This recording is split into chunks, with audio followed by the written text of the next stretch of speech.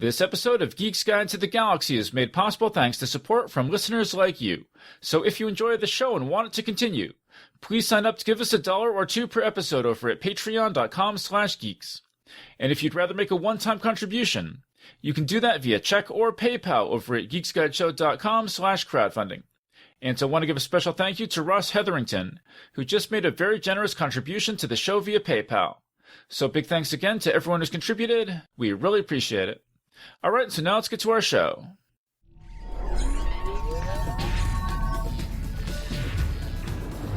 Wired.com presents The Geek's Guide to the Galaxy. And here is your host, David Barr Kirtley. Hello, and welcome to episode 424 of Geek's Guide to the Galaxy. Today on the show, we'll be discussing Season 3 of the German science fiction series Dark on Netflix. And this will involve spoilers for every episode of the show, so just be aware of that. And I'm joined by 3 guests, all of whom previously appeared in our panel on Season 1 back in episode 294, and our panel on Season 2 back in episode 372. So first up, we've got Erin Lindsey, making her 21st appearance on the show. She's the author of the Bloodbound series of epic fantasy novels, and the Nicholas Lenoir series of paranormal detective novels, which she writes under the name E.L. Tettensor. A Golden Grave, the latest novel in her Rose Gallagher series of historical mysteries, is out now. So Erin, welcome to the show. Thanks. Always great to be here. The next up, we've got Rafael Jordan, making his 12th appearance on the show. He's written over 25 feature films that have premiered on video and cable television, including The Immortal Voyage of Captain Drake, Star Runners, and Vampire Nation. He also co-wrote the new series Salvage Marines, starring Casper Van Dien and Peter Shinkota. So, Raphael, welcome to the show. Can't wait to dive in. And also joining us today is Ruairi Carroll, making his 3rd appearance on the show. He's a senior TV reporter and producer with Virgin Media News in Ireland. He started out as a local radio reporter and has spent the past 17 years as a broadcast journalist, covering everything from politics to crime. So, Ruairi, welcome to the show. Thanks, good to be back. All right, so Ruairi, this whole Dark panel from the beginning was your idea. This is the 3rd one, so how do you feel now that it's all over? I am the origin. Yeah, it was good to get back into it. When I saw I think I saw it first on YouTube. I follow the Netflix account and they put up a trailer for Dark saying coming June 27th. So I was looking forward to it. Now, I didn't get time to go back and watch Season 2, and I think this is a show that I think ideally in a perfect world you'd watch Seasons 1, 2, 3 back to back. So it took me a little while to get back into Season 3, even though there were recaps played, it took me a little while to get back into Season 3 to try and remember who was what and where we left off. Yeah, I feel like ideally you would want to watch Season 1 5 times and read a lot of message boards about it and watch a lot of YouTube videos about it and then move on to Season 2 and sort of repeat that process. And then still not know. But I've never been one for really doing deep dives outside of the actual show or book or whatever it may be. I know, you could go off on huge tangents on Reddit or YouTube. I've never really been one for that. I just tend to stick to the text as is given to us. But it was great to get back into this. I was just so happy to see it again. But it really is, it's a real head scratcher in some places. And I even noticed before they kicked off the show, Netflix on its official YouTube account was putting up, explainers to help you get back in. Well, yeah, and I remember Raphael a month or 2 ago was messaging me saying, hey, just remember, Dark Season 3 is coming out. So I know Raphael has been really excited about this. Oh, yeah, absolutely. And you're absolutely right. The show requires, I think, ideally to be watched in a short amount of time back to back. And the whole mantra of the end is the beginning and the beginning is the end, I think is all just subliminal strategy to get you to rewatch the whole thing just over and over. Because we timed it out so that my girlfriend and I finished Seasons 2 and 3. Basically, we watched it over the past week, and then we ended last night around midnight, and I was like, you know what? I got to keep going. I have to start at the beginning again. And she's like, you're crazy. I'm going to bed. But wait, so did you start at the beginning again? Oh, absolutely, because I felt compelled to rewatch it now, knowing what I knew about Season 3 and how it ended. I wanted to go back and watch it from the beginning and see what I would catch. And there's a lot of little details I did catch the second time. How much did you watch? I made it till about 5 or 6 in the morning, so and I didn't quite do a complete rewatch, sadly, but I got about 2/3 of the way through season 1 again. Wow, that's impressive. Yeah, because I have only watched season 1 twice when we did that panel, and then I watched season 2 once when we did that panel, and then I only watched season 3 once. So I'm glad that we got Raphael here to fill me in on all the stuff that I've forgotten. Because, I went back and listened to our other panels, and there was so much stuff. I was like, it was almost like encountering a younger version of myself who knew this show a lot better than the current version of me does. I was like, man, I wish the me from last time could be here to join us to remind me of all the stuff I've forgotten in the meantime. Well, it's also interesting because if you cram, you tend to forget. When I rewatched season 2, it was like watching it for the first time again. I barely remembered it. How about Erin? How are you feeling now that this is all over?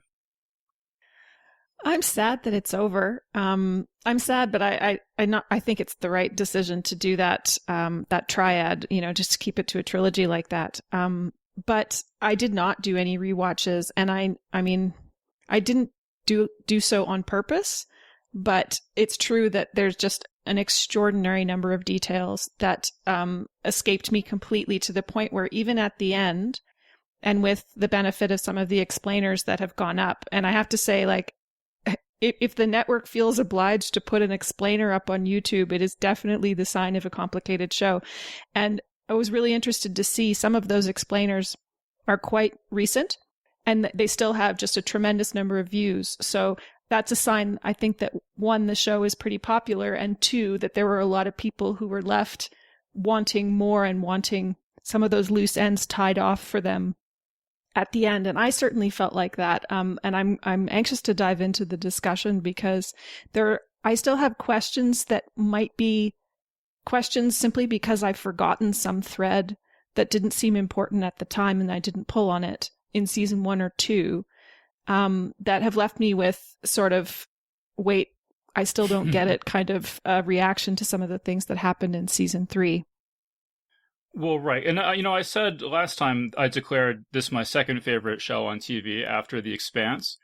And so maybe I had overly high expectations going into this, but I was a little let down by season 3. And I noticed that on Rotten Tomatoes, the scores are season 1, 89%, season 2, 100%, season 3, 95%. And obviously 95% is a very high score, but it's, less than 100%. And I think my impression after getting to the end initially was like, I would give this like 89%. And then after reading stuff on the internet, I'm like, well, stuff made more sense than it initially appeared to me. So I'm going to raise it up to, like 95. Well, yeah, say low 90s. But definitely I liked season 2 more. So I think season 2 was the best. I guess let's just start there. Does anyone not agree with that? I don't necessarily agree. I really enjoyed the way season 3 expanded the scope and redefined the parameters of the show. I mean, for the first time, we truly understood what was happening. But, I'm willing to grant that on an episode by basis, maybe season 2 was the most compelling. But if you're asking me to agree, I don't know if I do. All right. Well, so Erin, you said you have some questions. So lay it on us. What are some of your questions?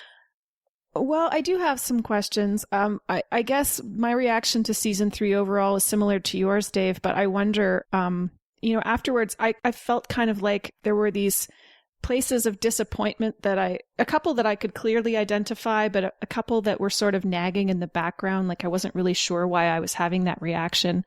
And I wondered if, to some degree, it isn't inevitable when you have a show where you spend, by design, the viewer spends so much time coming up with their own theories and their own scenarios that when finally the answers are presented, there's almost certainly going to be a certain level, well, that's not how I saw it playing out. And maybe you get attached to your own theories, and there's a certain inevitability to that slight sense of letdown. I'm not really sure, but I mean, my questions are so small and niggly and specific. Like the one that leaps out at me is apparently the origin. Do we want to just dive right into this?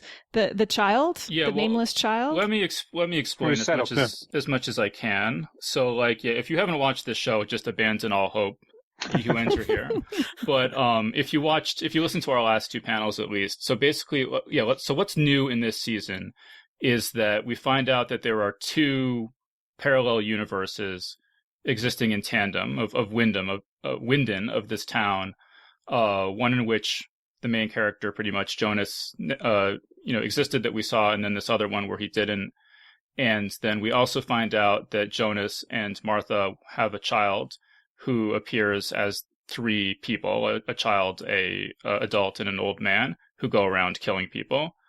And so I don't know if there's let's just start with that. So then Erin, go ahead. Yeah, and that whole piece of the puzzle was for me the least satisfying on a number of different levels.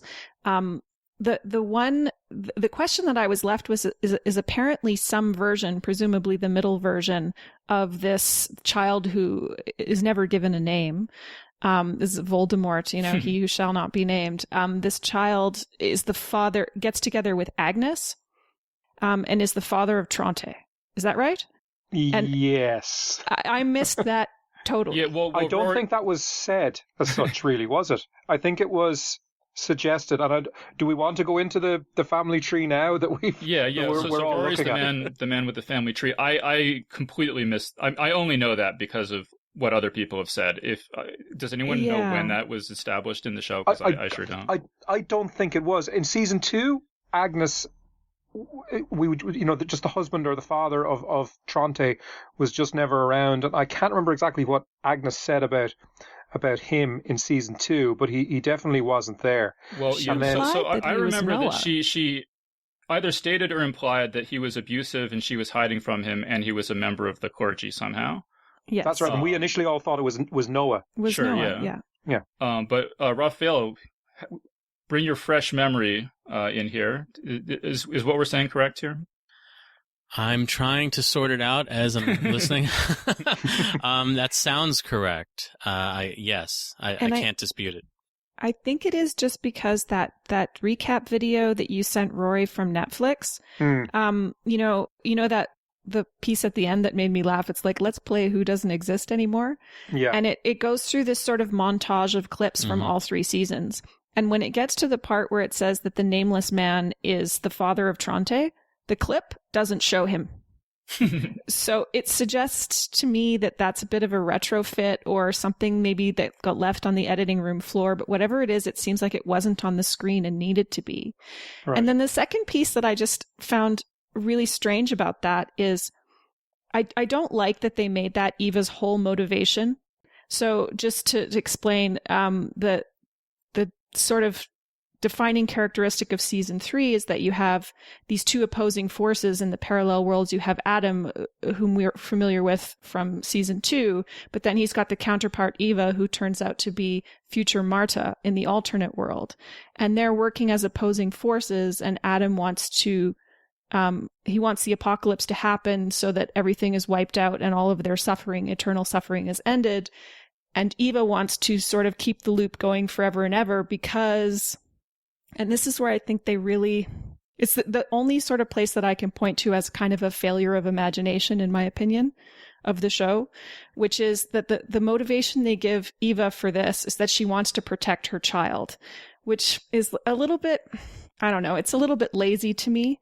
I think I can do a rewrite in my head where it's much more satisfying that we can, to me anyway. Also, her child is no great shake, so let's just. And that was the second. That leads me to exactly. You're totally right, Dave. Exactly what I was going to say, which is that her child is creepy as fuck, and all he does, his entire existence, is murdering people at her behest. So what kind of existence is that? Like, even if you could get past the fact that your child is creepy as fuck, surely you still want the best for them. And what kind of existence is it if their entire raison d'etre from the time they're, 8 or 9, or however old the kid version is, to the old man, their whole thing is going around murdering people. That's all they do. So why would she want to preserve that? And why does he have to be creepy and evil? And all of that just kind of felt a little bit phoned in, quite frankly. And it was my only real criticism of it. So wait, that it was such a letdown. You said you could have a rewrite in your head, or you do have a rewrite in your head for what would be a better motivation for Eva?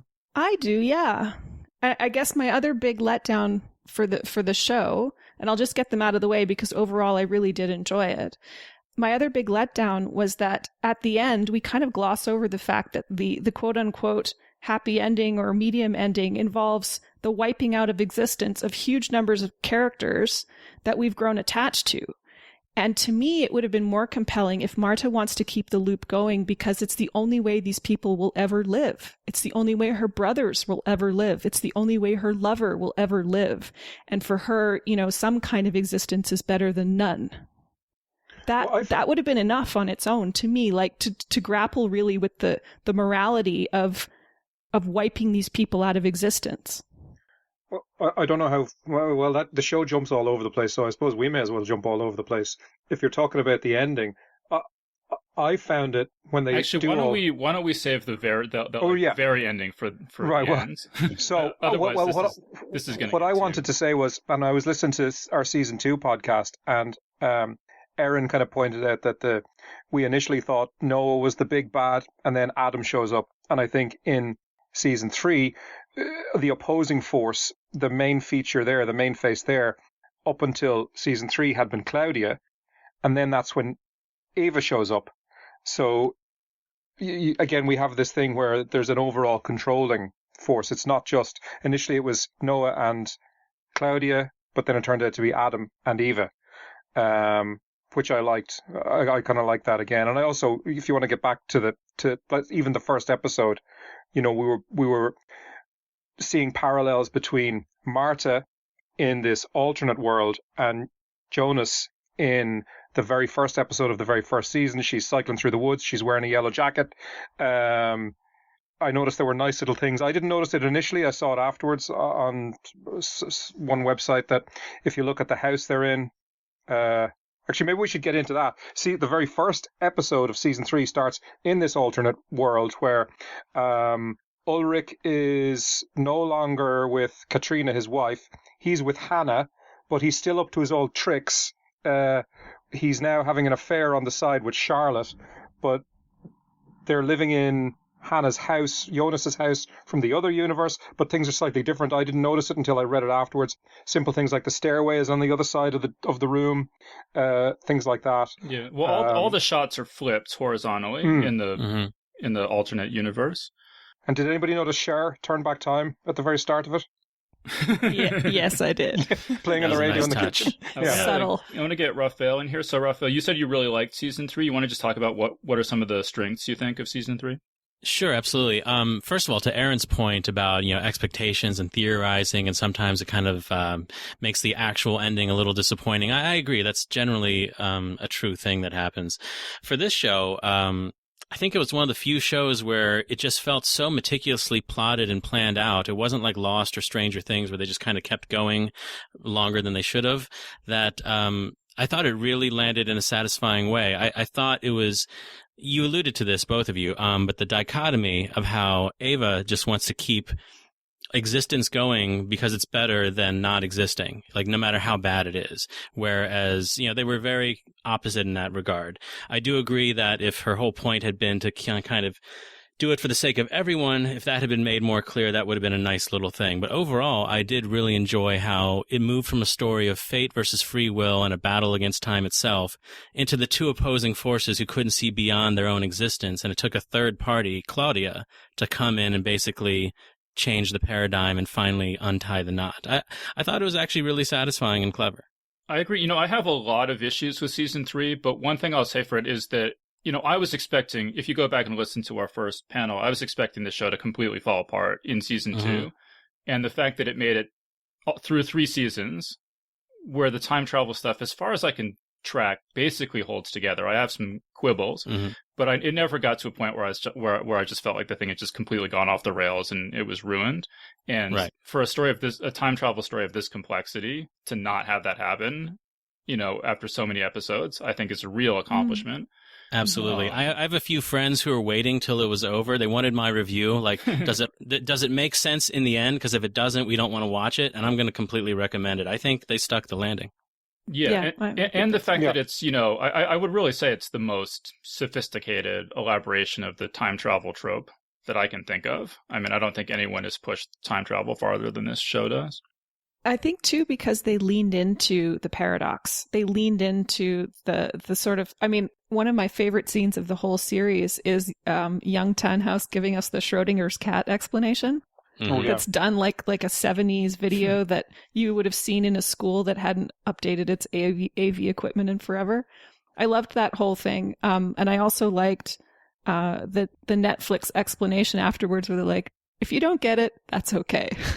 Yeah. Because I definitely don't get it. I mean, I get it in principle, Sure. but I still don't understand something waves. I don't know.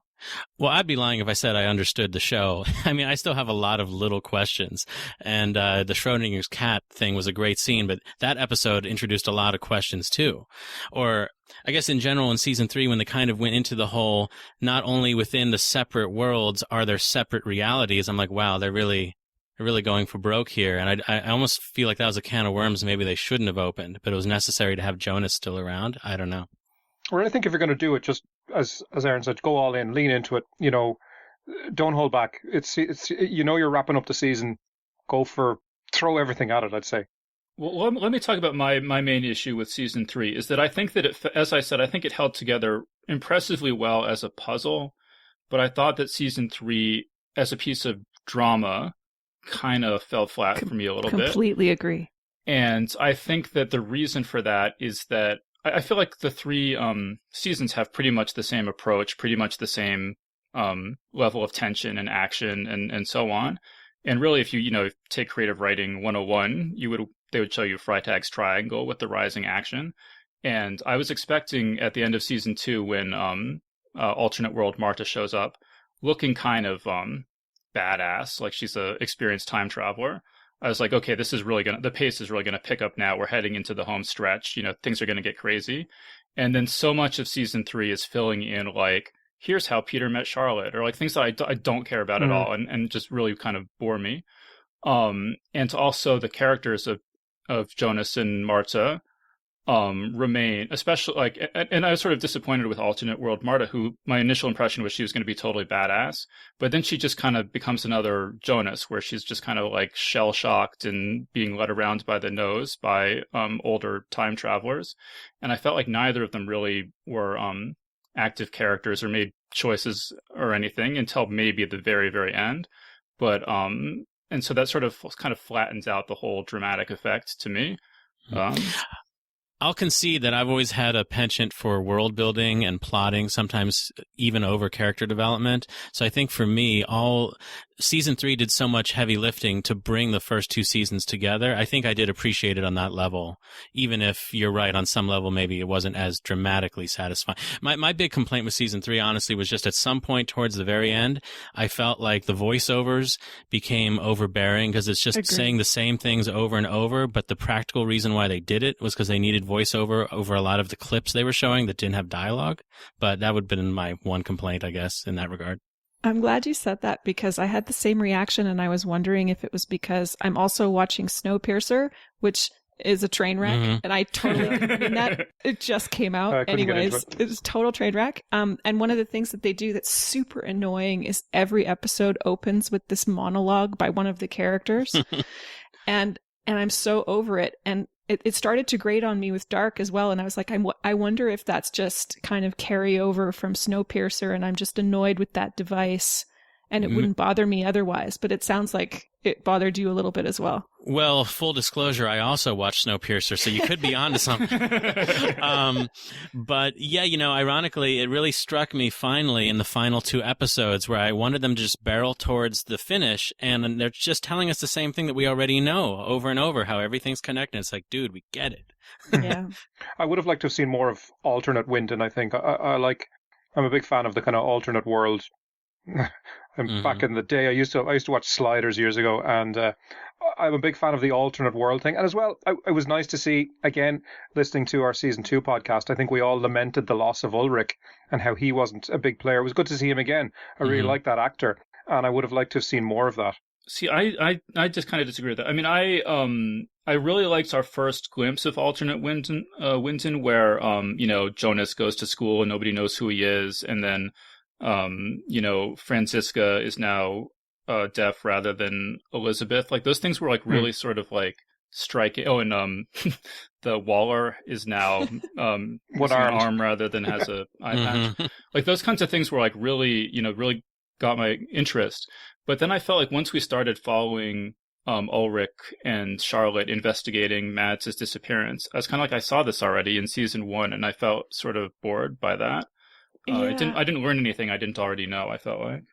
Speaking of glimpses of Winden, that's kind of one of my overall minor critiques of the show, although I don't know, it was intentional, clearly, but we never really see the town. Did it occur to anyone else that all we ever really see are people walking through the woods, or we see the police station or a house? Yeah. But they said there's over 20,000 registered cars and presumably families in that town. We never see the town. I just found that a really interesting Ruairi choice. actually made that exact point in our season 2. What's everybody else doing? That's what I want to know. Even though the whole thing explodes, you'd think we would at least see the whole thing explode.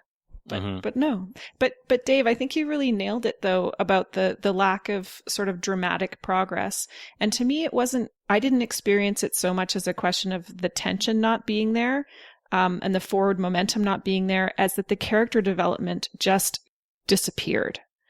And it became, as you said, like almost nobody has any agency. They're just being, among the main characters, they're just kind of being led around by the nose, and they don't change at all. And so, we get Ulrich back, but he is indeed up to his old tricks, like exactly paint by numbers. And we've seen all of that. And so it's kind of boring and falls flat. And I think I understand sort of how that goes, because we're talking about something that's a loop and everybody doing what they've always done. And this question of what is predestined. So of course, it makes a certain degree of sense that there isn't a lot of progress in the character development. But from a viewer's standpoint, I did find it kind of disappointing. Everybody's kind of feckless by the end of it. Would it have been too jarring if they went to the alternate world and, Ulrich owned a burger bar and Katrina was a neurosurgeon or something? You know what I mean? A little more different? Yeah, maybe. I mean, I didn't even have so much personally an issue with the fact that they were in similar roles. Just that everybody was still kind of going through the motions. And again, I get that was kind of the point. So I do see the dilemma there. Mm-hmm. Well, it would have been nice. But it falls flat. If Ulrich had actually figured out some stuff that we didn't already know. Because I still have a lot of questions about the Noah's time machine and the kidnappings and the transporting the kids through time and all that stuff. And why does Helga put coins on them and all this stuff. And if Ulrich had just gotten some answers to some of those questions, that would have justified that subplot enough for me. And there are still questions like that. For example, I'm still not clear on why certain characters did the things that they did. And a lot of the things they kind of wave it away, especially for Ava's side of the equation. They kind of wave it away as, well, because we need everything to happen as it did before. And I understand that up to a point, but somebody must have made the decision the first time for a reason. Like, it can't all be exogenous like that. Do you see what I mean? Yeah. Otherwise, it doesn't really make sense. Well, two of Marta's decisions seem completely unmotivated to me, and it just seemed like plot contrivances. And one was to have sex with this version of Jonas that she never knew before, who shows up like with a rope burn around its neck and like crying all the time and just like filthy. Seeming like weird. Filthy. Completely filthy, and I couldn't get over it. No, that was like, actually have a shower. I found that distracting. And then that she would kill him. Like, it just doesn't seem consistent with her character at all. Like, the older version of herself just tells her basically like, you need to kill him to protect your child, who she just met and who's super creepy. And again, it just didn't seem like something that character would do at all. And why did Charlotte kidnap Charlotte? I actually feel like these complaints are intermingled to an extent where they get negated. It's almost kind of like when Tannhaus was talking about the machine, and he's talking about how he never really invented it because it came from the future and the nature of the bootstrap paradox. Everyone's actions that are stuck in the loop. It's like you said, Erin, they don't have any agency because it's all happened and they have to do it and they're slaves to it. But that's what Erin, I mean, that goes back to my point though about this being a great puzzle but not a great piece of drama. Like, if the character's motivations make no sense other than, well, that's the way things had to happen, that may like work in some abstract logic sense, but it's not emotionally satisfying for me as a viewer. Right. Right. And another one I just scratched my head about was, as much as I was completely not at all sad to watch Hannah get strangled, Why did Hannah get strangled? Why was that a thing we needed to see? Like, did that was that used as a way of illustrating that Jonas had finally become Adam? But I feel the scars kind of did that for us. I didn't really understand that. My best guess with that, Erin, is that he needed to send Silja to the future, and Hannah wouldn't have allowed it otherwise. Yeah, he could have knocked her out. I also wondered how Hannah got back there. How did Hannah get back? Yeah, also hand waved away. I thought we saw that. Well, she went back to the 50s because she had the device, right? I mean, she has one of the many devices that are roaming around. That's right. I forgot that. Yeah, you're right. She just kept... I mean, she was such a tragic character in a way. She keeps trying to escape further into the past, but... But we don't know who sent her to 1890, though, do we?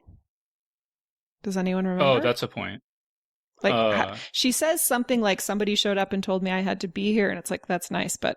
you're right. And why? Mm-hmm. Other than Celia. You can assume that it's part of, Ava's machinations because she's the one who needs to have Celia get together with Bartosz, I guess. Right? Yeah. Let me just point out that in the official Netflix explainer video, the voiceover contains numerous assertions which I'm pretty sure are just flatly wrong, which underscores to me the confusing nature of this show. So they say, for example, Adam commits countless atrocities because deep down he wants a world where his Marta lives. No, I think that's totally wrong. My understanding is that he wants to die and is planning to erase their whole universe. Well, he keeps talking about paradise. But I think paradise for him is oblivion. Yeah. Right. Yeah, the tricky thing is not only do we have one unreliable narrator, but multiple, We also, the Netflix explainer also says Michael Kahnwald hangs himself to ensure the birth of Jonas. Yeah, that one confused me as well. Like a lot of commenters on our YouTube were saying that. I don't totally get that unless... I don't see how that... I'm confused about the details because I think Mikkel goes back in time and becomes Michael so that by the time Michael grows up and Jonas has already been born, or, how to explain this? Mikkel disappears before, or at least contemporaneously with Michael hanging himself.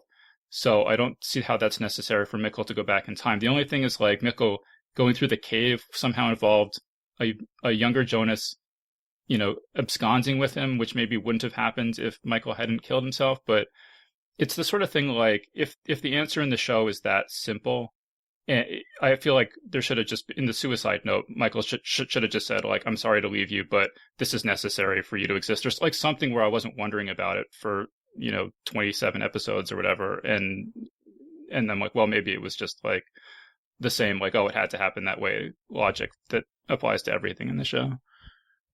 Originally, my take on that, back when we were first talking about season 1, was that for whatever reason, because, I don't know, space-time collapse, etc., the one they usually give in time travel movies, that you couldn't have two versions of him existing in the same timeline. And that he knew that because... But that doesn't make sense either, does it? Because Mikkel was already 12 or whatever. There's three versions of Marta standing next to each other, in the... Well, I took it to mean essentially it's a butterfly effect. If adult Michael doesn't kill himself, then Jonas and Hannah, their family doesn't fall apart. Hannah doesn't have an affair with Ulrich, maybe, and then Mikkel doesn't go missing. That's my best guess. She was already having the affair with Ulrich. Yeah. I mean, I take your point that, all the things that had to happen wouldn't have happened, but anyway, there's a bunch of things like that where I just wish some character had said, this is why I'm doing this, like Helga with the coins and stuff, or Noah with the kidnapping the kids. Because because was there another thing with Noah? Oh yeah, the Netflix explainer says Noah murders innocent children because he's desperate to find Charlotte, who was taken from him by Charlotte. I don't think that's right either. Well, it doesn't really explain anything. I mean, what I read online afterward was people were saying that there's a line in season 2 where Adam explains to young Jonas that all the different time machines have to be built, which seems to me to violate the bootstrap paradox logic that the rest of the show uses. But granting that they had to build the chair time machine, and they had to get it to work so that young Helga could be transported through time, and they had to do a bunch of tests sending kids through time that didn't work out and killed them before they could get it to work. That kind of all makes sense to me, but I wish some character had just told me that in like episode 5 or something, where I wouldn't have been wondering about it again for 3 seasons. There were. Sorry, go ahead. No, if we're picking nits, did anyone else find that there was an absolute lack of any kind of humor at all? I think with the exception of one joke at the very end. I mean, I think even I remember in the earlier seasons there were some lines that were funny when I think Jonah said something about the fact that he just discovered that his girlfriend was his aunt or something like that, and there was a little bit of a humor in the convolutedness of it all. There was no humor in this, and there were times when I was watching people like, we talked about Jonah. Everyone just looked so beaten down and weary, and maybe that was the point. Maybe that was, towards the end, that is the release they get. Yeah. But with the exception, unless I missed it in the German humor, with the exception of one joke just at the very end, there was no humor in this. I think it is deliberately bleak for sure. The color palette is bleak. They seem to film largely in the autumn and winter. It's always raining. Everyone's always filthy. That being said, it makes the whole running gag, which you were right about that, Dave. I kept hoping there was a deeper significance to Waller missing his eye, but no, it's just a running gag. And it's such a silly Simpsons joke to me that it just kind of, it's so odd that against this larger backdrop that this is the joke that they would choose. This really silly running gag about how did you lose your eye is an interesting choice for sure. To comment on something that you were alluding to a moment ago, I thought it was interesting. I kept wondering for 3 seasons why the show was even called Dark. And in the end, I think it's just because the 2 universes that were spawned from the origin universe, they were both pretty messed up. Like they were inferior, lesser, kind of like mirror universes that were definitely not the light universe, Mm-hmm. Like the people in there, speaking to the lack of humor at least, I mean, the people populating those universes were in general terrible people. Like everyone was cheating on their spouse. Everyone was lying. There was murder galore. There was a lot of murder. And there was just a lot of, I guess the only critique that I would have, and it's just a quibble of the puzzle element of it, is I would have liked some of, they go to such lengths and they talk about the knot and they use the infinity symbol, and then they have that one, I'm sure it's got a name, that's the 3 kind of pyramids that all go together. Mm-hmm. But to me it was almost more like a complex Celtic knot that has so many different strands, but there's no clear beginning and end, and they're all overlapping and interlinked, and they did that really well. But I just would have liked some of those twists and turns not to boil down to who is somebody else's secret parent. I feel like there was just a little bit too much of that going on. And that being said, I don't know what I would have done differently, but it would have been cool if they had found a way to integrate something else into the knot that keeps these people bound together on this kind of, like a roller coaster on a track that they can't get off it no matter what they do. That didn't involve somebody being transported back in time to become someone's surprise parent. There was a lot of that going on by season 3. And then also when you look back on it, so much of it seems extraneous, like the whole thing with the detective showing up in town to investigate Alexander for murder, like could have just been cut out completely, wouldn't make any difference. The whole thing with Agnes having a romance with Doris could have been cut out, wouldn't have made any difference. So I feel like they obviously had I feel like they had worked out the family tree, probably pretty early on. I think maybe there were a couple things that kind of got like changed around at the end, I sort of suspect. But basically they had figured out the family tree. But then a lot of the other stuff I feel like was maybe being, kind of made up on the fly. And things just get like brought up and weirdly abandoned. David, I did think that whole detective subplot was unnecessary, dramatically speaking, but I guess, again, the only point was they needed those barrels to open at that exact time, and he was hoping to find a dead body, I suppose? Is that why he made them dig up the barrels? I just feel like there's another way. They could have opened the barrels for some, less elaborate reason. I completely agree. it would have been more interesting to me if instead of spending time on the relationship between Doris and Agnes or on this extraneous, which I can't remember who it was in the last podcast, but called this out at the time as being an extraneous plot thread. And I said it wasn't. And it turns out I was completely wrong. That would have been more satisfying if we had spent time with some of the relationships that just seem like box ticking instead. Like, for example, Bartosz gets together with Celia, who appears for 5 seconds. And the sole point of that is to produce Hanno and Agnes. To me, having some of those relationships actually have some depth or meaning to them rather than just coupling for the purpose of producing your complex family tree. It goes back to what I was saying earlier about Marta's motivations. I think there was a vein there to be mined about the tragedy of all of these deep loves and meaningful lives being wiped out by the ending that we're working toward. That it makes it genuinely bittersweet, as opposed to just kind of, oh, well, it's over now. Wait, so Raphael, so you said you just watched most of season 1, right? So I had completely forgotten about this, but I went back and listened to our panel on season 1, and I mentioned that at one point Peter is helping Helga to dispose of a child's body. Did you rewatch that part? Peter was helping Helga to dispose of a... They move Mads' body to the nuclear plant or something like that, isn't that something? I don't recall that, actually. Maybe I misspoke or something, but that if not, no, that's it happens. I totally remember. That's another thing that never comes up again with Peter having any sort of conspiracy involvement in any of this stuff. Well, it's interesting. Conversely to Erin's point a moment ago, it's like if we didn't see these couplings throughout the generations, we would be left with a lot more question marks as to who parented who. But it does almost seem like we could stand to have a 4th supplemental season that doesn't advance the plot at all, but just shows us some more of these relationships and what they were doing over the years.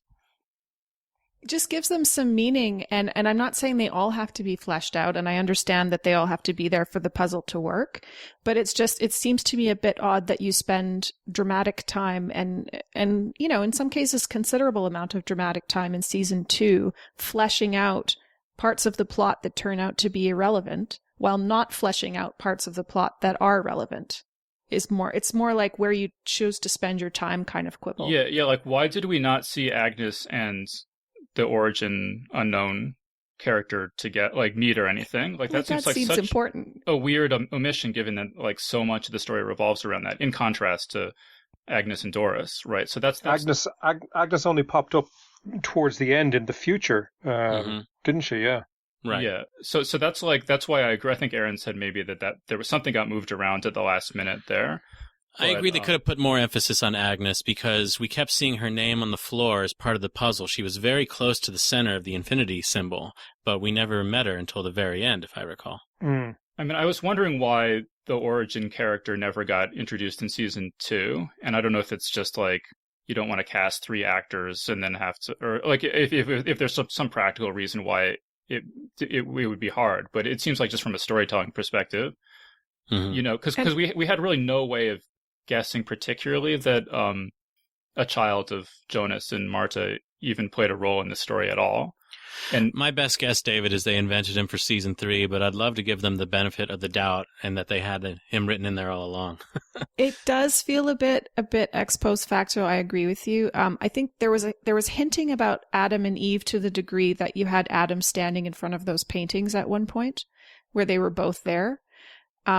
If memory serves anyway, toward the end of season 2. But the child thing, like, again, why is he so awful? And even the choice of people that he murders was not always obvious to me. Like, I could sort of understand why maybe he murdered Doppler Sr. because maybe he needed him out of the picture so that Claudia could be in charge of the nuclear plant or something. I'm kind of hand-waving that. But then there's, like, why does he murder the secretary? What does she have to do with anything? Why does he murder that? Who's the guy in the carriage? Did anyone figure that out? The guy, is that not the guy? Is he like a town official and they need to get permission for the nuclear power plant? Sorry, that's the guy in the car. Oh, sorry, but the guy in the carriage in the 1890 timeline with the is he not an early Tannhaus or something, or a Tannhaus ancestor? He's definitely a Tannhaus, but do we know which Tannhaus he is? Anyway. He's the father. Well, he's the father of the one who's blind, who shows up as the old man. Yeah. I'm pretty sure he's killed. Or wait, now I'm getting confused with his son. One of them is killed because he's going to like blab tell about reporters time about travel. it. Yeah. So that one seemed a little thin to me, but okay, that one I could kind of go with. But what about the secretary? What are you talking about? I don't even remember what you're talking about. I have the Wikipedia page open here in front of me.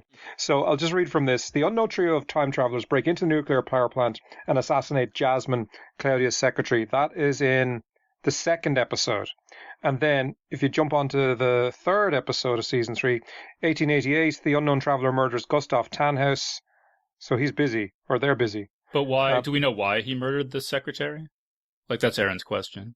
Well, it's a brief Wikipedia entry. It doesn't say here. I'm trying to remember. If they needed to get into the power plant to create the accident in 86, I can see them murdering a security guard or something like that. But maybe they didn't want to pay an extra actor. I don't know. But because in the next why she was important enough to merit getting whacked. In the next episode, after they murder the secretary, that's when they go in and start screwing up. Is that when they go in and start screwing up all the controls in the nuclear power plant? Yeah, I mean, I think so. Yeah. I think maybe the thing is supposed to be maybe she was the only person around and they just happened to bump into her, and so she has to die. Just bad luck on her part. Which, yeah, I guess. Why not just have a line of dialogue to explain that? You know? Yeah. To your earlier point, Erin, this character's entire existence, the triple character, just goes around killing people all the time, essentially closing loops and loose ends. It's a pretty thankless existence, and given how many infinite times the loop has happened, he's probably just... It's interesting to me to think that each iteration, like the characters lose a little bit more of their soul, you know? So maybe there's just nothing left of this guy. He's just, at this point, a bad dude. Which brings me back to why Marta wants to preserve it. Like, if I don't have kids and I don't feel very maternal as a general rule, but I have to think that sending your whatever 8-year-old around to commit murders for an infinite period of time is like not good parenting and not a thing that you really, you're like, I'm going to commit all these atrocities and move all these pieces for forever and ever just so that my child can live this happy life. Yeah. I agree. It would have been a strong scene if someone had called her out on that and said, why are you saving this kid? And she could have said, to your point, Erin, it's not just him. I'm saving all these people that would never exist, if it not for this world. And their lives and their loves, because, you have like Magnus and Francesca, for example, who are obviously strongly drawn to one another because they're a couple in both of the separate worlds. I mean, there are people whose whole lives unfold and they get married and they have children and they have hopes and dreams, and all of that is wiped out at the snap of a finger at the end of this. And so if somebody had really grappled with the implications of that, and it could have been Marta because some of them are her siblings and her lover and things like that. And instead it's like ladies like to protect their babies. You could have done better. Well, so what Rory was saying, right, about how bleak everything is, right? I mean, the show is called Dark. And thematically, these are universes that were kind of a cosmic error that needs to be fixed. So it kind of makes sense that everyone's unhappy inside them. But then again, there's like this this tension between what's sort of intellectual and thematic about the show and what would be dramatically or emotionally satisfying for a viewer. And I feel like that's another, because I was really comparing, I was thinking of Jonas versus Marty McFly, right? And just like how much more interesting it is to watch Marty McFly and how often he has to do something daring or show initiative or, gets into some funny situation or something. Yeah. And like Marty McFly would be totally out of place, both tonally and thematically in Dark. But the raincoat would be on point. Although it got to the stage in Dark, if the DeLorean showed up, I wouldn't have been surprised. Ultimately, this kind of boils down to the central conversation of, this is probably the most complex narrative we've ever seen produced for television. But at some point, is it just an exercise in complexity, or is it dramatically important? That's kind of a question I was weighing the whole time I was watching. I mean, it's a good question. I think towards the end, the let's say the last quarter of the season is when, and there's one, is it the very last or the second last episode where they use the clock on screen where the years ramp up and ramp down, and that's really when they go to town on it. It goes from 1950 to 2040 to 18, and they even use this little device which I don't think they used in season 2 of the screen. The shot warps a little bit before they jump. Yeah. Did you notice that? Well, because that was only squeezed through a wormhole. Well, that was only for season 3 because they only used that to signify when they went from one world to the other world. Yeah. Right. But, you're right. In the second to last episode is when they introduced the time, like the years on screen. I wish they'd just done that the entire time. But I feel like watching season 3, I was really pretty engaged aside from like the motivation stuff I said, but when the story of Jonas and Marta and Adam and Ava and Claudia and how they resolve the whole bubble universes and everything, like that was like an interesting story. But then like all the other characters really have nothing to do with that story in particular. And so then like in between that interspersed is just like, here's how this character got moved from this point to this point. Which as I said, I completely lost interest in. But then the other issue I have then is that when Jonas, like the whole story ends up revolving around Tannhaus, who's like a very, very minor character, and his relationship with his son, who we never heard of at all before, maybe there's like a reference to it, but we never met this person before.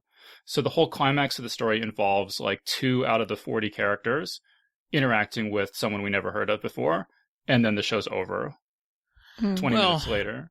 I wouldn't say Tannhaus is a minor character. I get what you're saying. He doesn't have a lot of screen time, but he is the inventor of the machine, and he writes the book that gets passed around throughout the entire show. Emotionally, like dramatically, he's a minor. Sure. Like if you were to ask someone who watched the show to list characters, he would be like number 20 or something. He'd be third tier or fourth tier, I suppose. I'm okay with the dark horse pulling into the lead at the end. Personally, it's just I would have liked to understand how Charlotte fits into that equation a little bit better.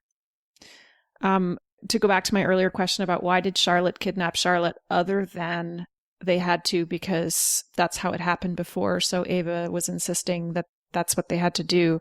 I didn't really understand. So it's presumably related in some way to the fact that by delivering this baby to his doorstep, this somehow assuages the pain a little bit of losing his own family, and he doesn't go on to build the Rippy time machine. But what would have happened if he'd invented the Rippy time machine in parallel Marta's world? Like, we don't really deal with the implications of that, so it's not really clear why it's a thing to be avoided, if you see what I mean. Mm-hmm. Well, also on that note, who actually invented the world-skipping machine? We never saw that. I mean, was it the little ball-shaped one? Yeah. That looks like the Apple of Eden from Assassin's Creed. Yeah, I mean, I guess we can assume there was a version of Tannhaus in that world that created it, but we're never told or shown. I mean, I do agree they leave a lot of little plot threads, unfinished. There's a lot of questions. Which is, it's okay. Sure. In general, I think. I mean, I guess to reiterate what I said before, I feel like the show could have really buckled under the weight of expectations and its own narrative in the third season, and the fact it's actually 95% as good as season 2 to me it's like a grand slam. It could have been so much worse. I mean, if you think about the other shows, we talked about Stick in the Landing, and how many shows I was listening to another podcast and they were talking about Lost. I mean, did that need to go on for as long as it did? I mean, this ended where it ended, and they knew what they were doing, and you have to respect that. And I know Netflix is different to a broadcast network, which a show like Lost was on, but for them to end it the way they did, I suppose kudos to them. Absolutely. I mean, I think it deserves to go down as an all-time great science fiction show. For 3 seasons of consistently high quality. No, absolutely. Like as a creative work, I think it's an astounding accomplishment. I'm really, really, in awe of what they were able to do here. I'm just saying, for future storytellers, they need to push the emotional envelope. You need to,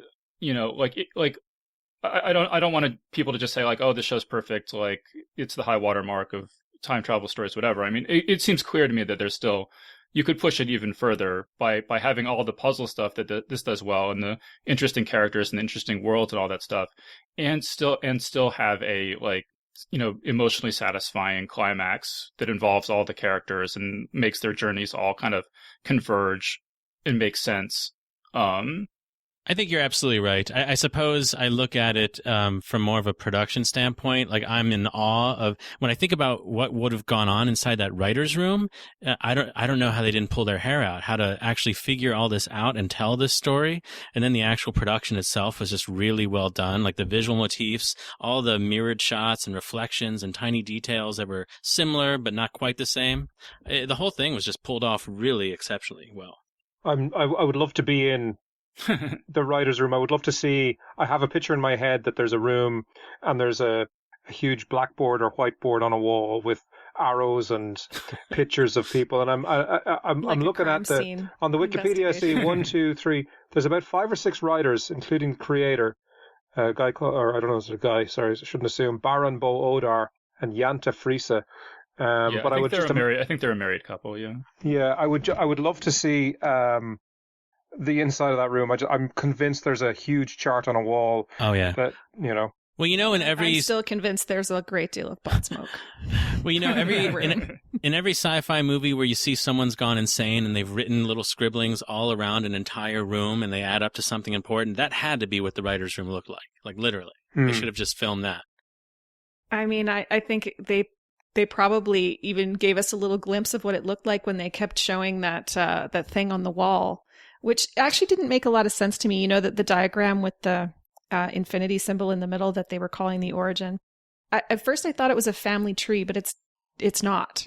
It's not a family tree. So I'm not so clear on what the lines all meant. But anyways, that's fine. It doesn't really need to make sense. But yeah, I'm 100% with you, Dave. I think they absolutely nailed it intellectually. Nothing is ever perfect.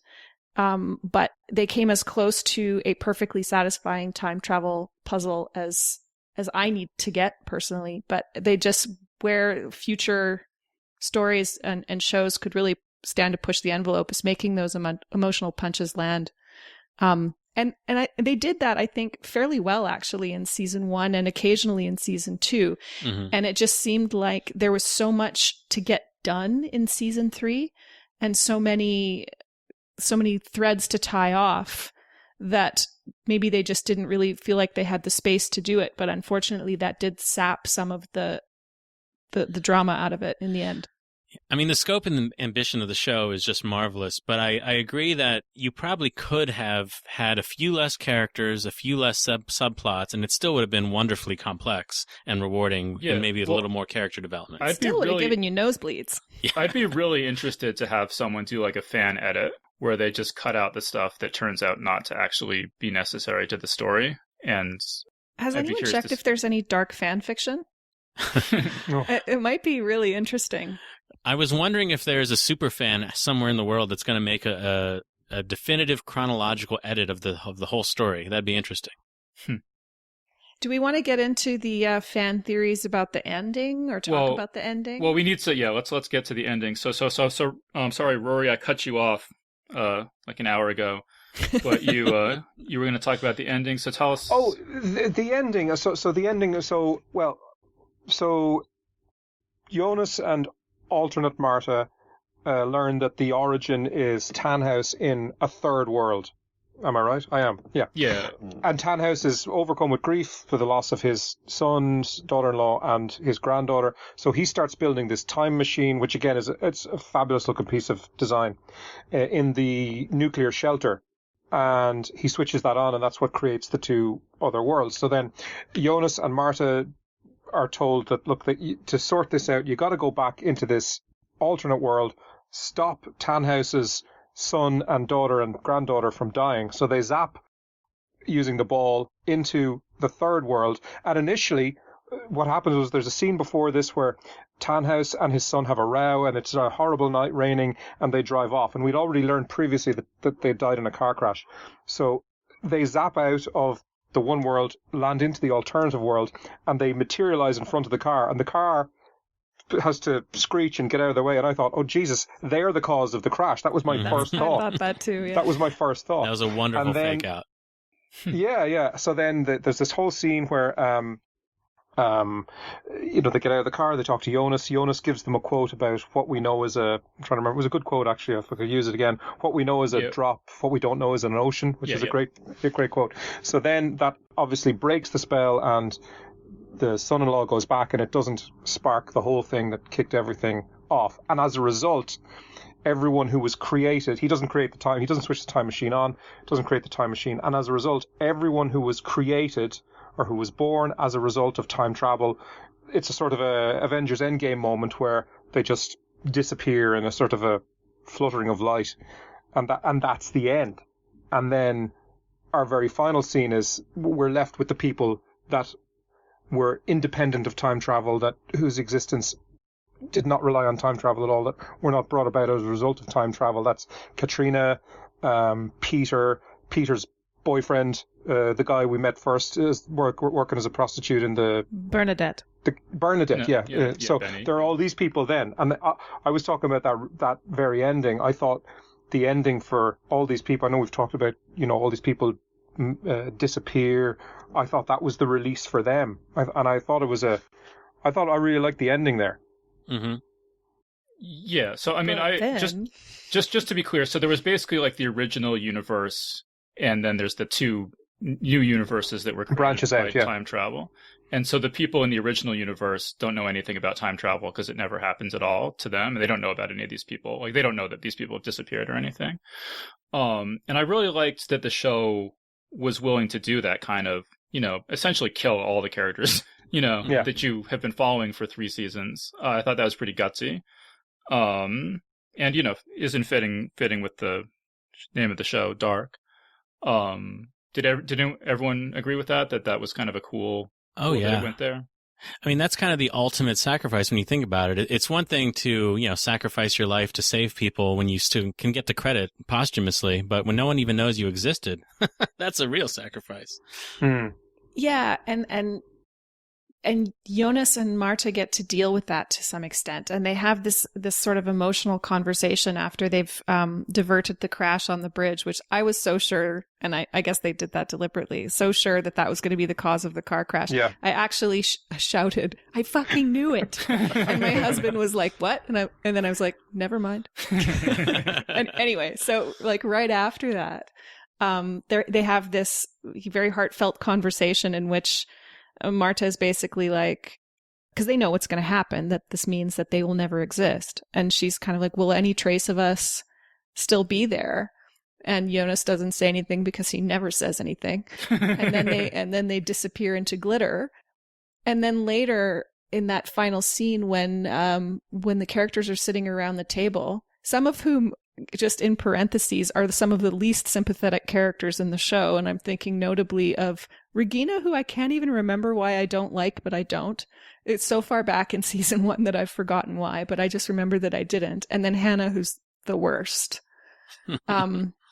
Katerina, who's kind of so-so. So anyway, the survivors are not necessarily the most meretricious? Is that a word? Anyways. Meritorious.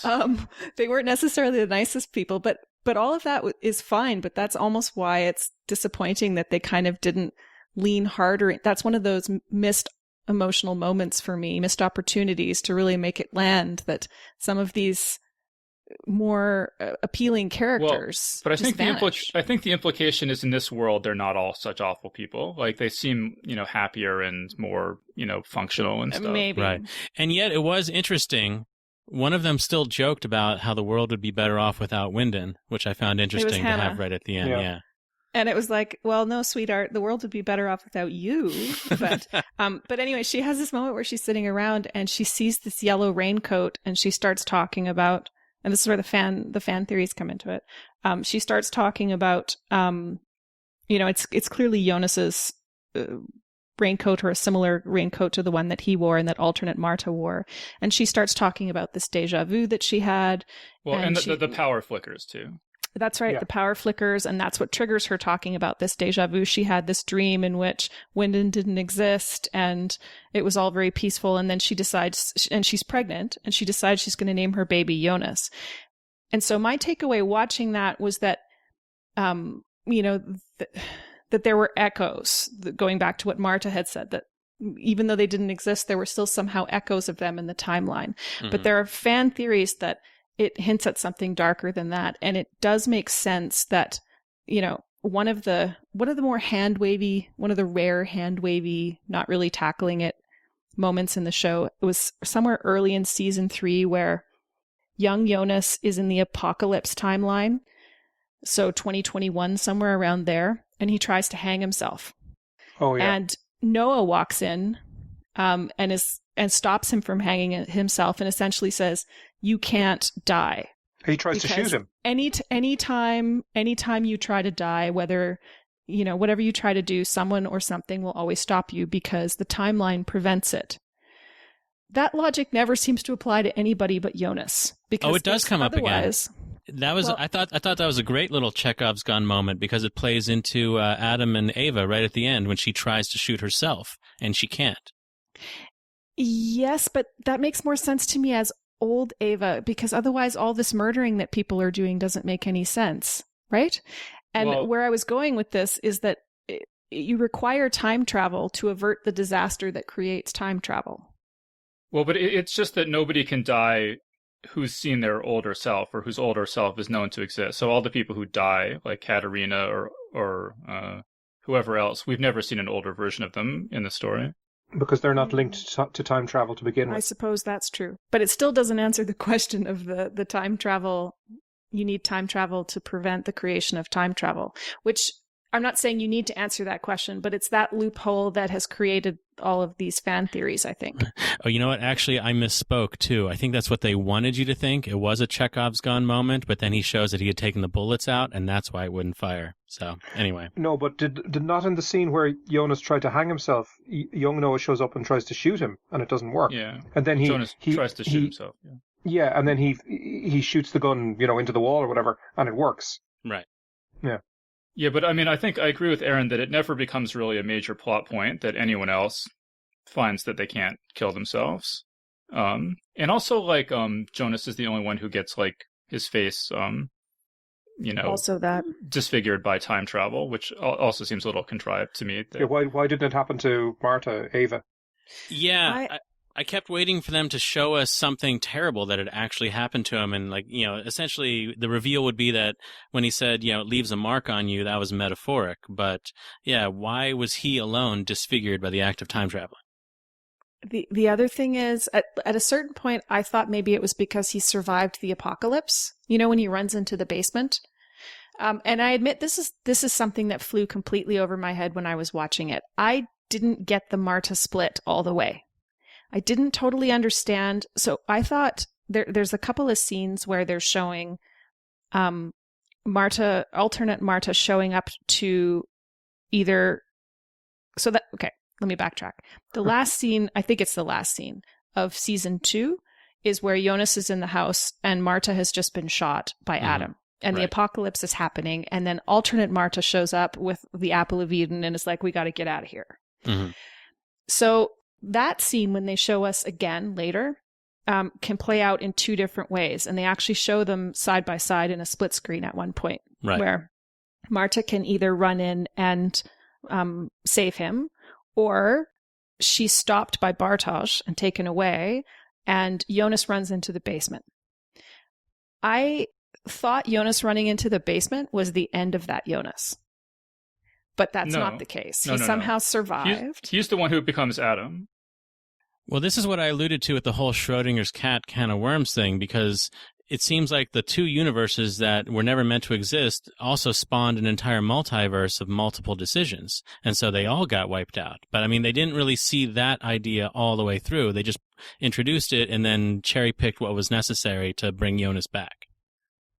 Yeah, that's an interesting point, because Claudia says, she either says or implies that she's done this a lot, taking advantage. So basically there's like this glitch in time when the apocalypse happens that enables you to make a new path, basically.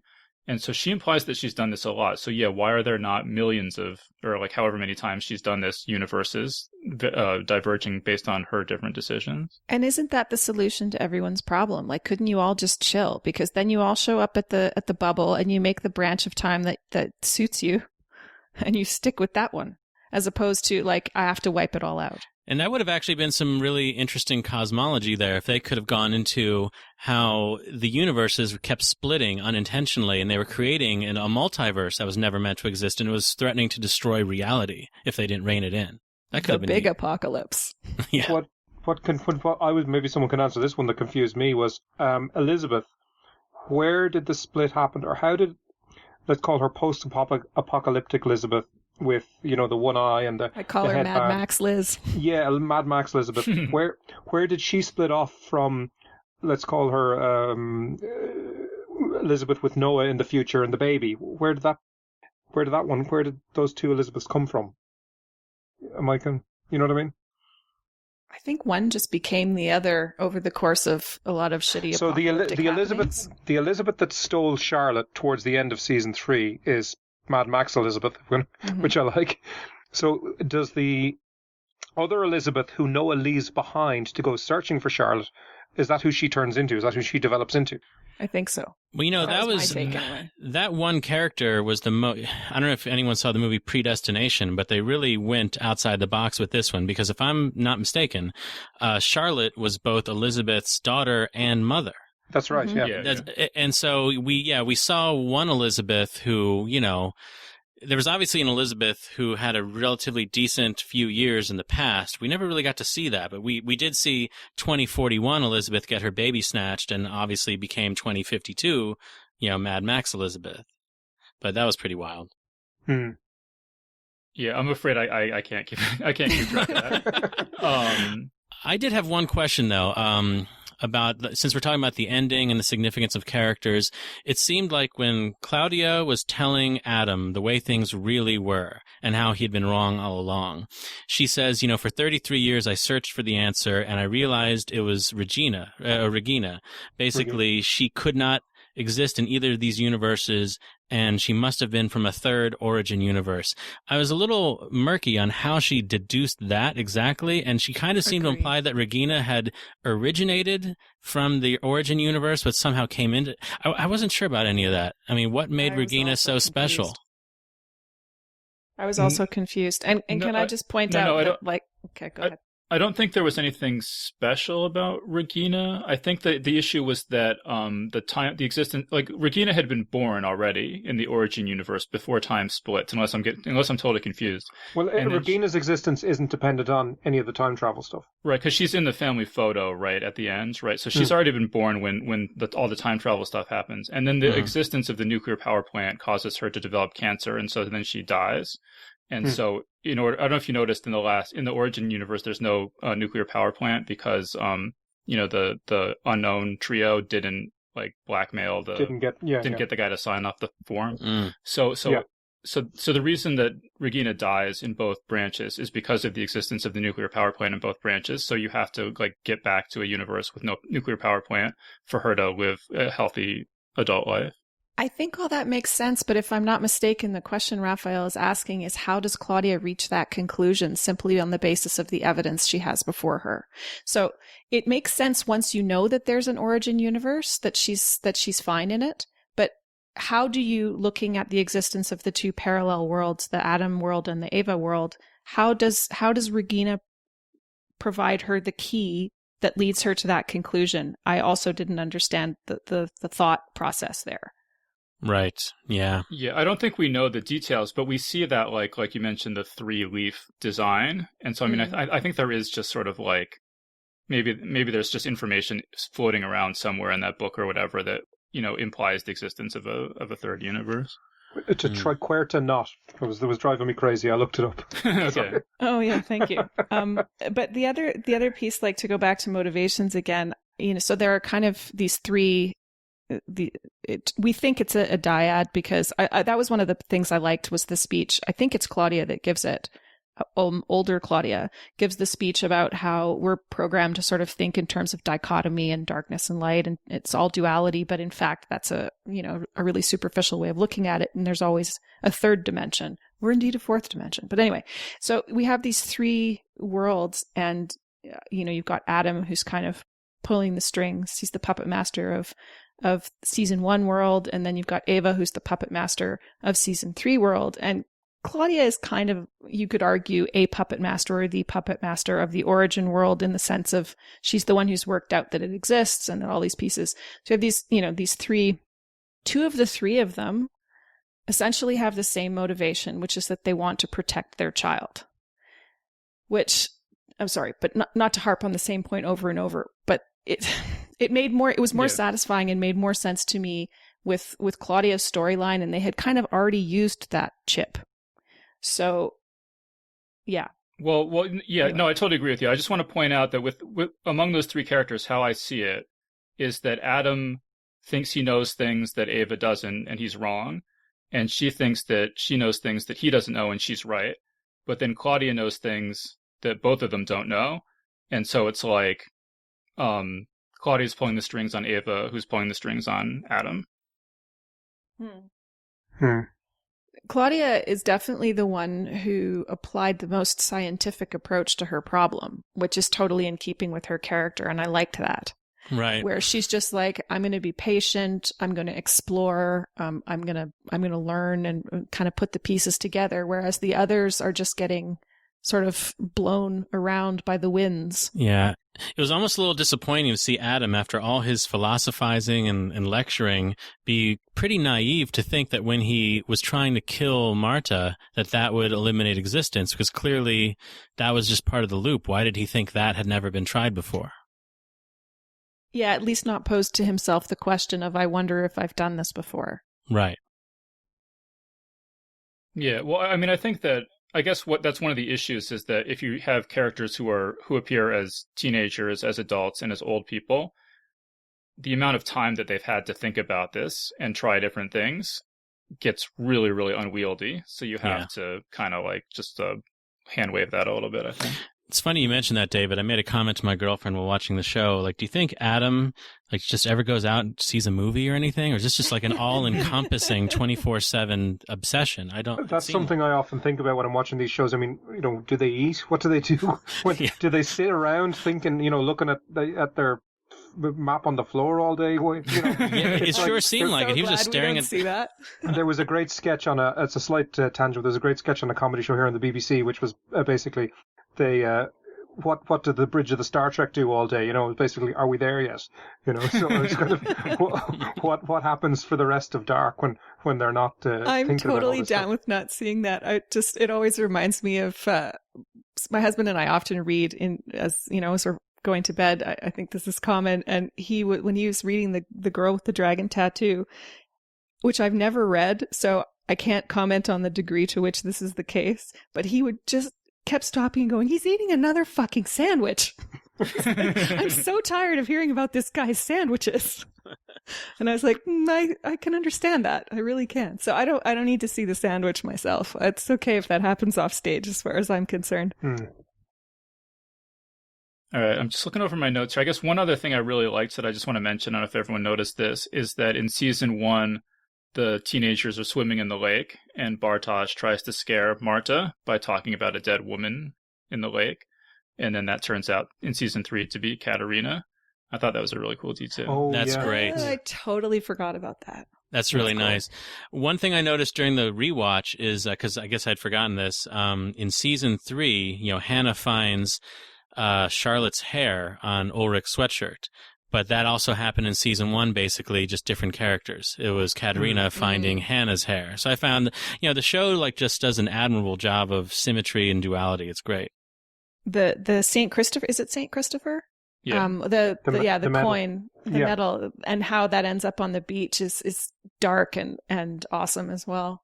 Yeah, that's true. Yeah, there's actually a YouTube video I watched where it traces that, through every scene, and it ends up getting multiplied 4 or 5 times, and both versions, young Jonas and young Marta both end up with one, and Adam and Ava both end up with one, and it's kind of, you don't realize, at least I didn't realize watching it how complicated all that got. And the Ariadne references were pretty cool too. Oh yes.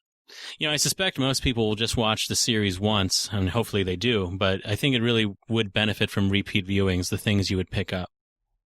Yeah, well, and also especially now that you can just watch all three back to back, you don't have to wait a year between seasons like we did, which makes it really, really, a struggle to start the next season. Totally. I had read that it was extremely popular especially in Germany, and I would imagine I've been reading a lot. It's something I'm very interested in generally, this kind of tech side of Netflix, and especially how well they've been doing, given that everyone has been at home now for 3 months or whatever it is. And I'd love to know how this has done for them.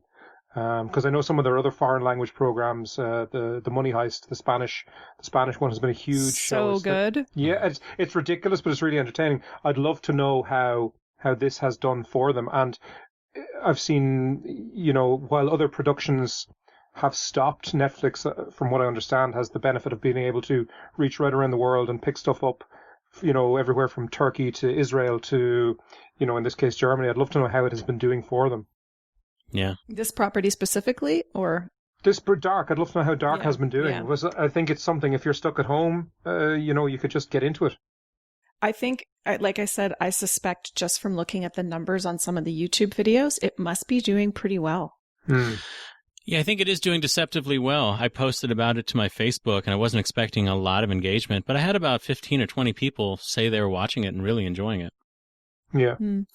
One of the recurring motifs I actually really enjoyed in the show, especially since it's about recurring motifs, was the music. If you noticed, about 7 or 8 minutes before the end of every episode, there would always be a musical montage.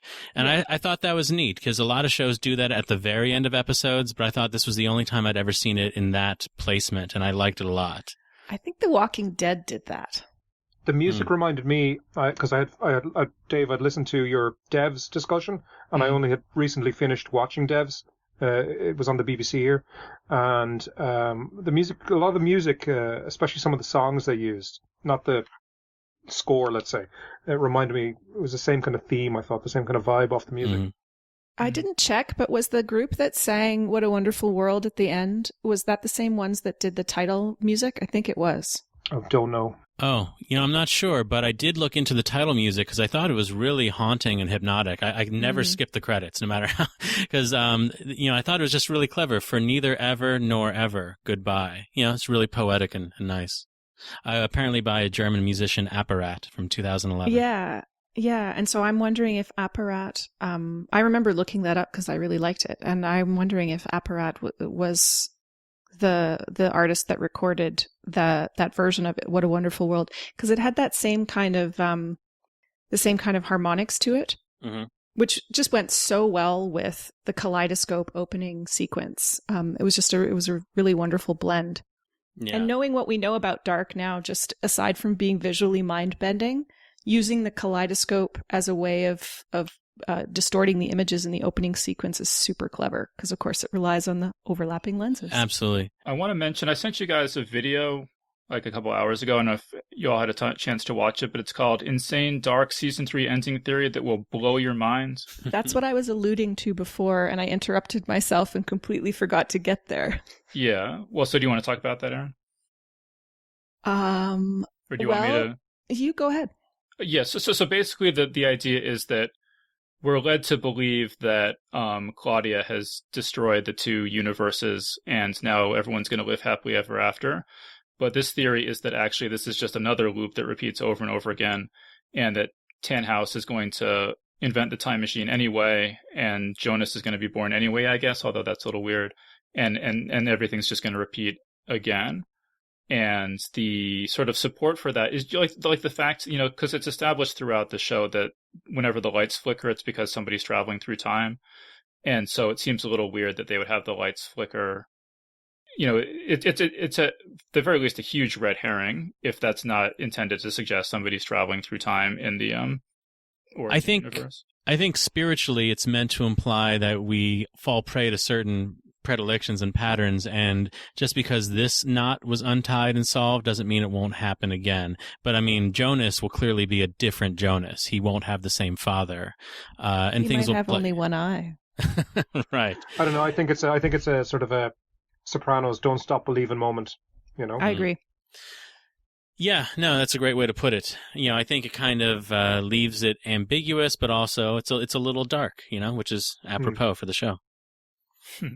Speaking of the opening credits, I was a little surprised. I mean, I'm not surprised, but I was hoping when I fired up the final episode that they would have introduced like a third reflection. That just would have been a nice touch, since that was the first episode where we knew there was 3 worlds. I see what you mean. Yeah, instead of just the mirrored images, it would have been nice to have, like, you reminded me when you said kaleidoscope. That would have been a nice touch.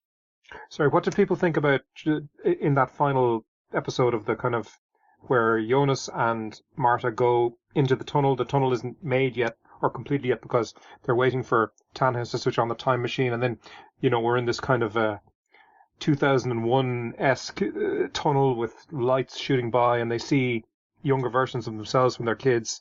What do you think of that?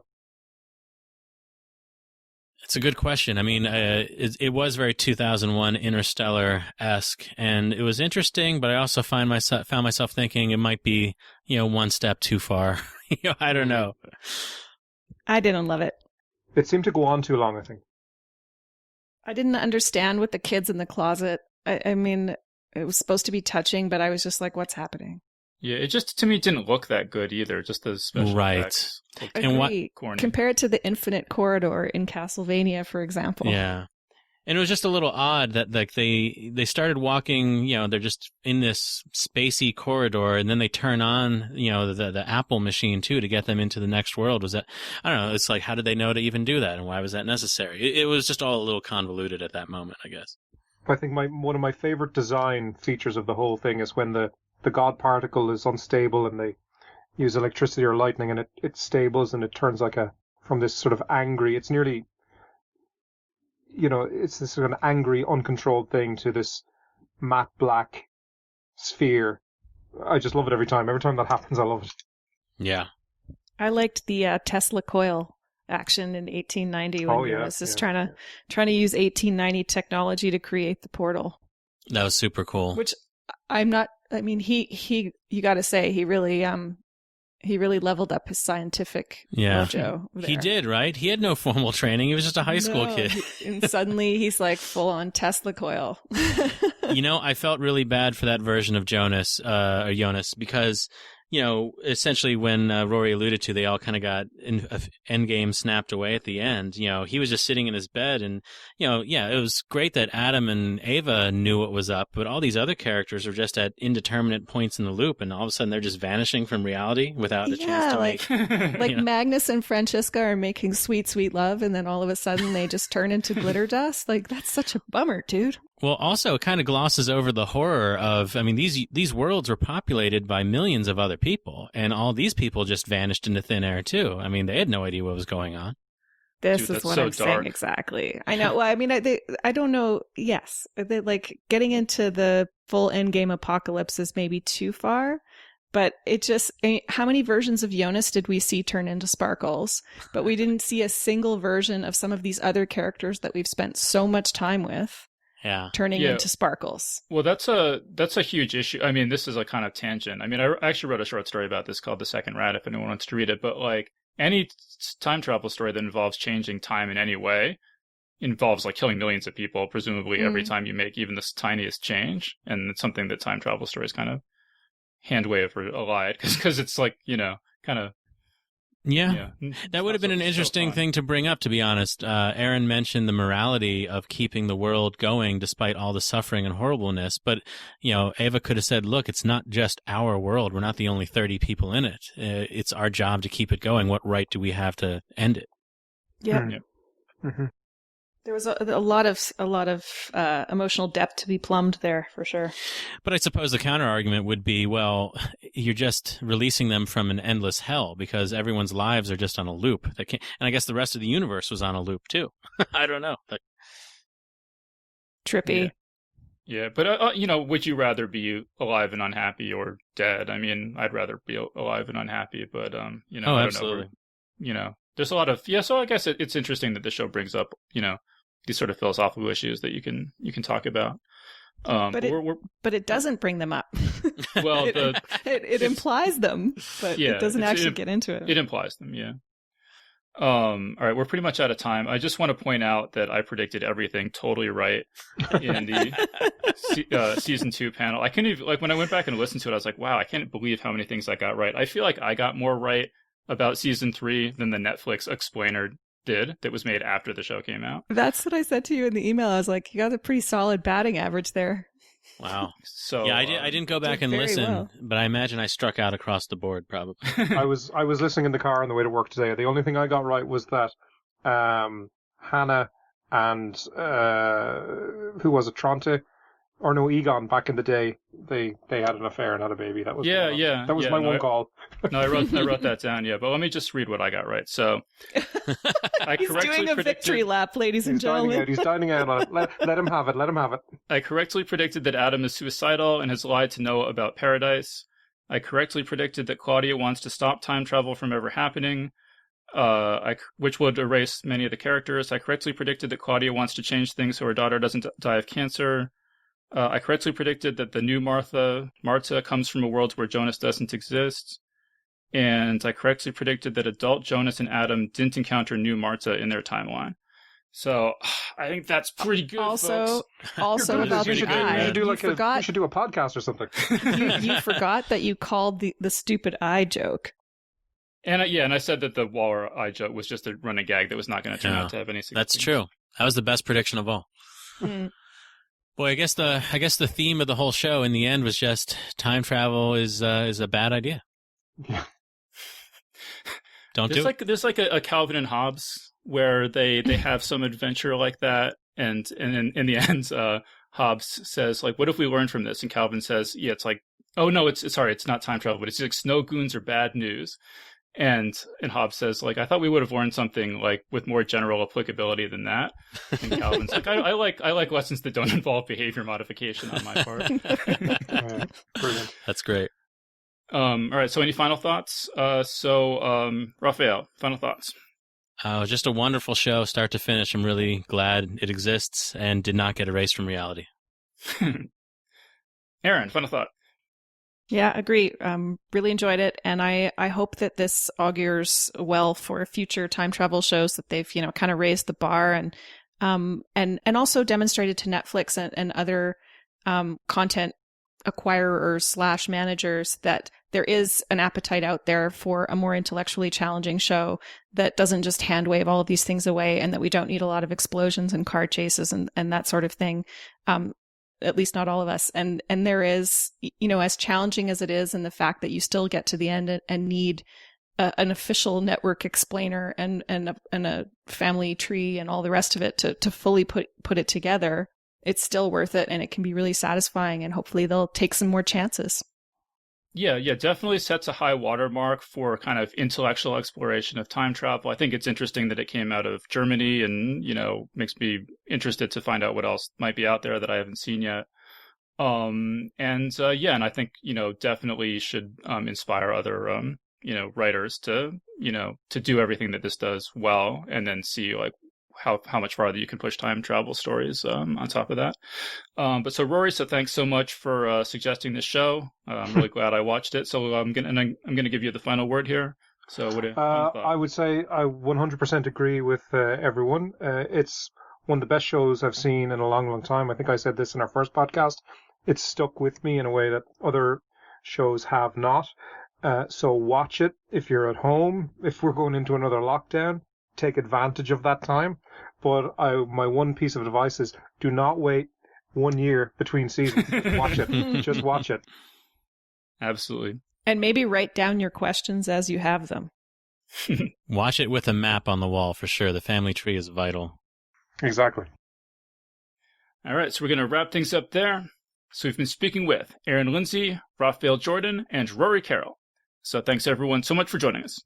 Thank you. It was fun. Thank you. Thank you. And that was our panel.